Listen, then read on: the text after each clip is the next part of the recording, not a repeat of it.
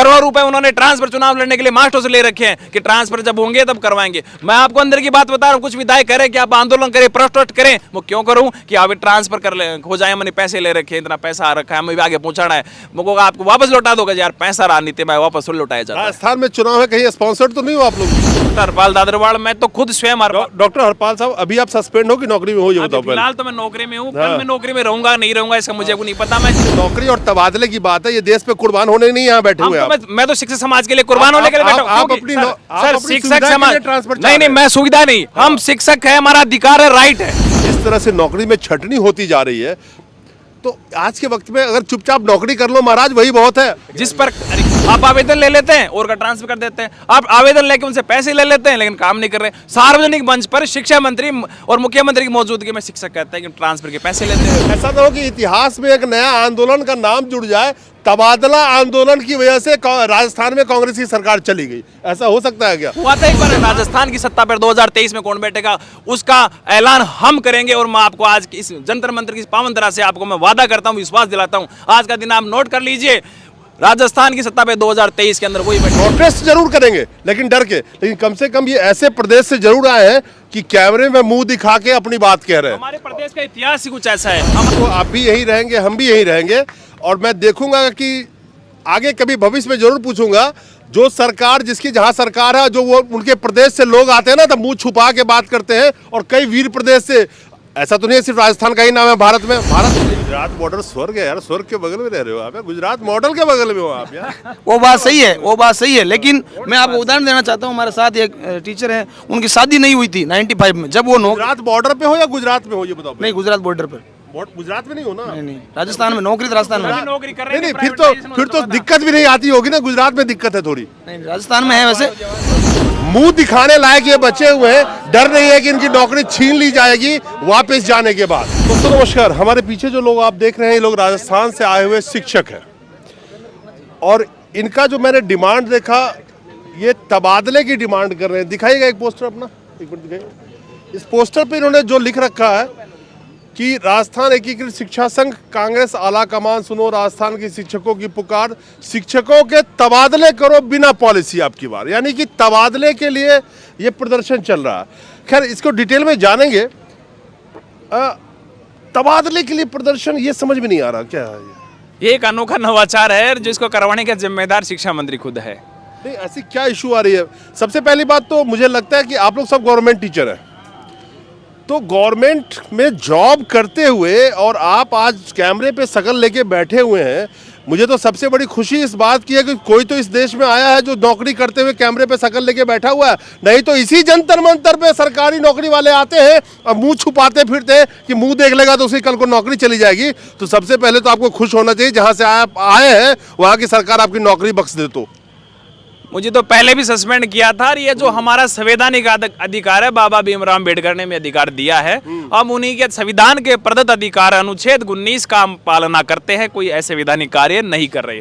राजस्थान की सरकार स्वयं असंवैधानिक कार्य जरूर करती है, चाहे कभी बार मुझे सस्पेंड कर देती है, कई बार मुझे गिरफ्तार कर लेती है, कभी सस्पेंड कर देती है प्रोटेस्ट की वजह से। प्रोटेस्ट करते हैं राजस्थान में, जब भी प्रोटेस्ट करते हैं, पिछले दिनों में मैंने 27 जिलों की यात्रा करके खाली प्रोटेस्ट आप तबादले के लिए कर रहे हैं, कुछ और चीज के लिए भी? घने इश्यू है राजस्थान के अंदर। शिक्षा व्यवस्था पूरी तरह से ध्वस्त स्थिति में चरमाई हुई है, और वहां स्थिति है, चाहे बेरोजगारों के साथ हम पेपर लीक है, शिक्षकों का ट्रांसफर नहीं है, पदोन्नति नहीं है, टाइम पे वेतन नहीं है, मास्टर स्कूलों में नहीं है, कई प्रकार की समस्या 11-12 सूत्र के मांग है, वो भी हम भविष्य में उठाएंगे। लेकिन जो हमारा शिक्षा विभाग का मूल रीढ़ की हड्डी है, पीटीआई है, शिक्षक 3rd ग्रेड का है, टीएसपी क्षेत्र का शिक्षक है, वो सालों से ट्रांसफर की मांग कर रहा है।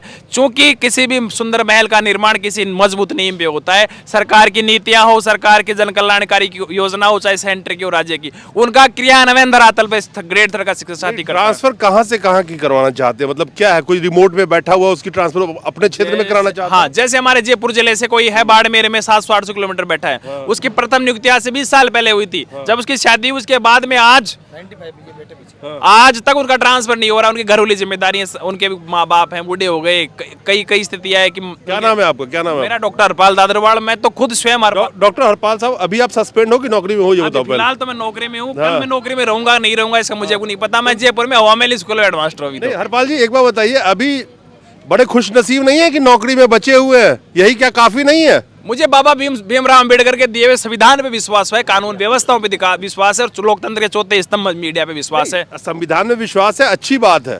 मैं सिर्फ एक सवाल कर रहा हूं कि नौकरी बची हुई है, ये काफी नहीं है क्या? सर एक बार जब ये भारत का आंदोलन चला था देश बचाने का, उस समय राम प्रसाद वो बिस्मिल्लाह थी, उन्होंने कहा कि तुम्हारी माँ रो रही होगी। तो उसने कहा था कि हजारों माँ के आंखों में आंसू मैं देख नहीं सकता मेरी एक माँ के आंसू पहुंचने के लिए। तो मेरी भी आज माता है, बीमार है, परिवार है, लेकिन उससे देखिए, इसमें मैं उसमें रिलेट उससे मत कीजिए। ये नौकरी और तबादले की बात है, ये देश पे कुर्बान होने नहीं यहाँ बैठे हुए आप। मैं तो शिक्षक समाज के लिए कुर्बान होने के लिए बैठा हूं। आप अपनी सर शिक्षक सुविधा समाज के लिए ट्रांसफर चाह नहीं रहे हैं। मैं सुविधा नहीं, हम शिक्षक है, हमारा अधिकार है, राइट है कि अन्य विभागों के अंदर ट्रांसफर करने के लिए तैयार है, तो हमारे क्यों नहीं कर रहे? पहली बात। दूसरी बात यह है कि वो ट्रांसफर के लिए सर आवेदन ले रखे हैं पीछे से हजार। पिछले साल मैंने आंदोलन किया, मुझे सस्पेंड किया, तब आवेदन ले रखे। उन आवेदनों को लेकर उन्होंने ठंडे बस्ते में क्यों ना रखे? उनके विधायकों ने लाखों रुपए ले रखे हैं, करोड़ों रुपए उन्होंने ट्रांसफर चुनाव लड़ने के लिए मास्टरों से ले रखे हैं कि ट्रांसफर जब होंगे तब करवाएंगे। मैं आपको अंदर की बात बता रहा हूँ, कुछ विधायक कह रहे कि आप आंदोलन करें, प्रोटेस्ट करें। वो क्यों करूं कि आप ट्रांसफर कर हो जाए, मैंने पैसे ले रखे हैं, इतना पैसा आ रखा है, हमें आगे पहुंचाना है, मुझे आपको वापस लौटा दोगे यार, पैसा राजनीति में वापस लौटाया जाता है। राजस्थान में चुनाव है, कहीं स्पॉन्सर्ड तो नहीं हो आप लोग भी?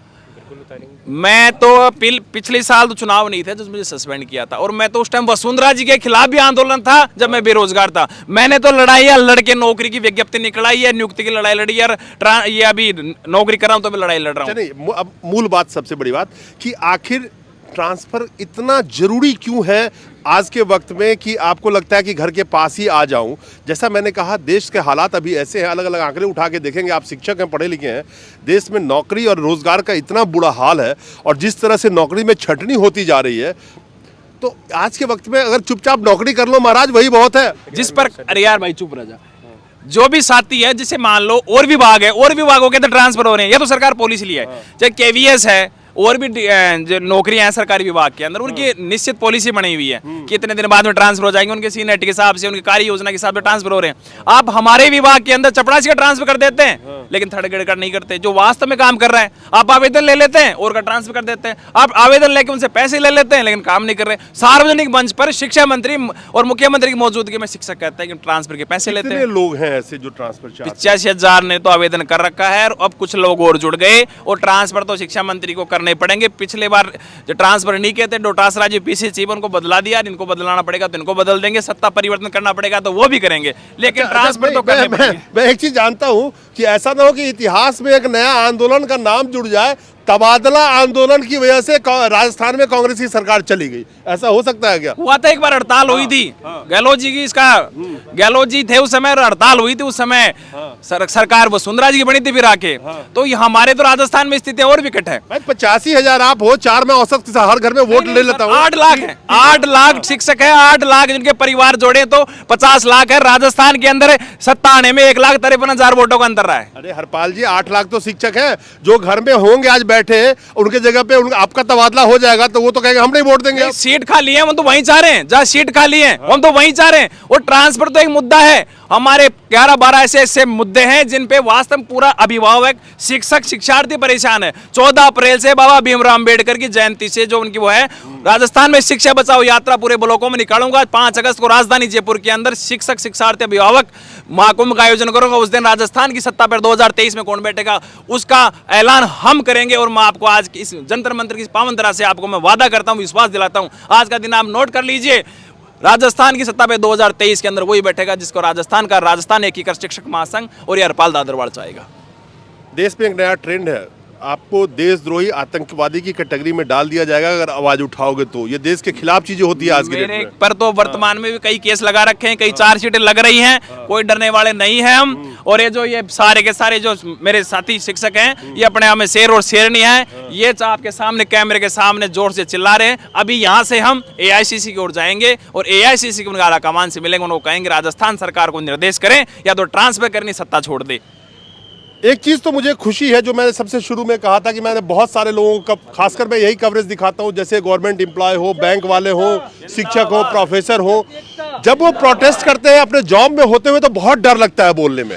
चाहे पेंशन के खिलाफ प्रोटेस्ट हो, NPS की बात हो, OPS के बात हो, प्रोटेस्ट जरूर करेंगे लेकिन डर के, लेकिन कम से कम ये ऐसे प्रदेश से जरूर आए हैं कि कैमरे में मुंह दिखा के अपनी बात कह रहे हैं। हमारे प्रदेश का इतिहास ही कुछ ऐसा है। हमारा प्रदेश राजस्थान वीर और वीरांगनाओं का प्रदेश है। वहां पर चाहे महाराणा प्रताप हो जो त्याग और बलिदान का है, चाहे पन्नादाई जी हो, उनका इतिहास हमारा अमर इतिहास है और वीर वीरांगनाओं का इतिहास है। हम उस पुरखों की विरासत को संजोए हुए हैं और इसके लिए हमें आगे जो भी करना होगा, यथासंभव में जो त्याग बलिदान करना होगा, उसके लिए हम तत्पर हैं और तत्पर रहेंगे। मैं आपको, आप भी यही रहेंगे, हम भी यही रहेंगे और मैं देखूंगा कि आगे कभी भविष्य में जरूर पूछूंगा जो सरकार, जिसकी जहां सरकार है, जो वो उनके प्रदेश से लोग आते हैं ना, तो मुंह छुपा के बात करते हैं। और कई वीर प्रदेश से, ऐसा तो नहीं है सिर्फ राजस्थान का ही नाम है भारत में एक प्रदेश है राजस्थान, वीरांगनाओं का प्रदेश है, वीरों का प्रदेश है, मानता हूँ। भारत में और भी जगह है जहाँ के वही वीर आते हैं और यहाँ जाके मुंह छुपा के पता नहीं कहाँ बैठे रहते हैं। तो वो वक्त आ जाएगा। चलिए कोई बात नहीं। मैं कहाँ से आया आप? मैं दयारामपुरा जयपुर से आया हूँ। आप तो टीचर नहीं, रिटायर्ड हो गए, लेकिन इनके समर्थन में बैठे। जी हाँ, मैं भारतीय किसान संघ से हूँ। अच्छा। जो किसी राजनीतिक दल से संबंधित नहीं रखता। अच्छा। वो जिस पर अत्याचार होगा उसके साथ सपोर्ट करता है। अच्छा। अब हमें लगा कि टीचरों पर अत्याचार हो रहा है। अच्छा। इनके ट्रांसफर नहीं हो रहे, तो पूरा भारतीय किसान संघ इनके साथ खड़ा है और इनके साथ जब तक खड़ा होगा जब तक इनके ट्रांसफर नहीं होंगे।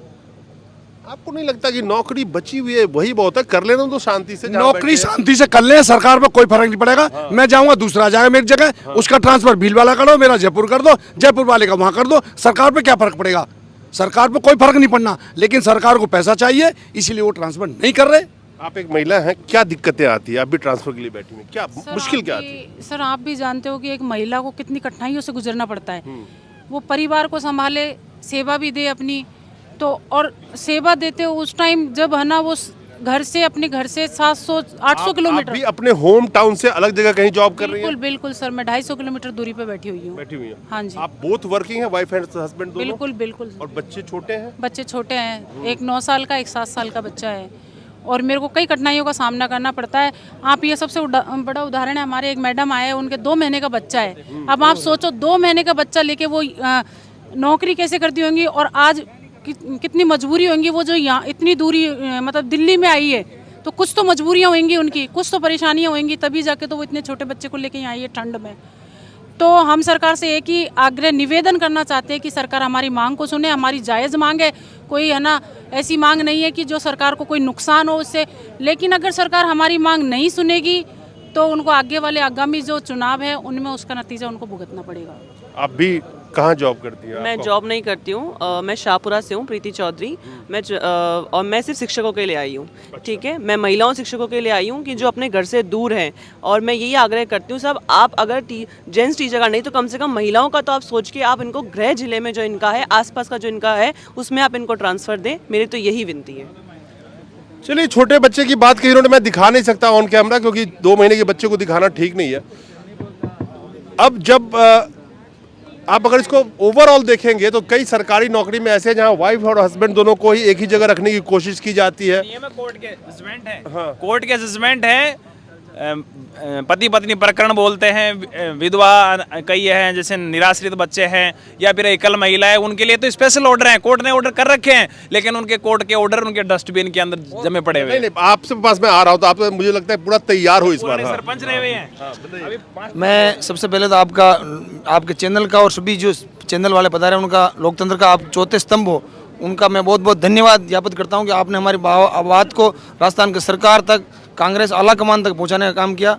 दूसरी बात, हम यहाँ क्यों आए? हमारी मर्जी से नहीं आए, मजबूर होकर आना पड़ा है। यहाँ हमारी कई बहनें पाकिस्तान बॉर्डर पर पदस्थापित है। बहन सीमा जाट जो प्रॉपर बाड़मेर से पाकिस्तान बॉर्डर ज़्यादा दूर नहीं है, वहाँ पदस्थापित है। कितनी बहनें इधर, मैं खुद गुजरात बॉर्डर पर पदस्थापित हूँ। पूरा राजस्थान से लोग, क्षेत्र काफ़ी लंबा चौड़ा, इसलिए गुजरात बॉर्डर स्वर्ग है यार, स्वर्ग के बगल में रह रहे हो आप, गुजरात मॉडल के बगल में हो आप यार। वो बात सही है, लेकिन मैं आपको उदाहरण देना चाहता हूँ। हमारे साथ एक टीचर है, उनकी शादी नहीं हुई थी 95 में, जब वो गुजरात बॉर्डर पे हो या गुजरात में हो ये बताओ? नहीं, गुजरात बॉर्डर पर।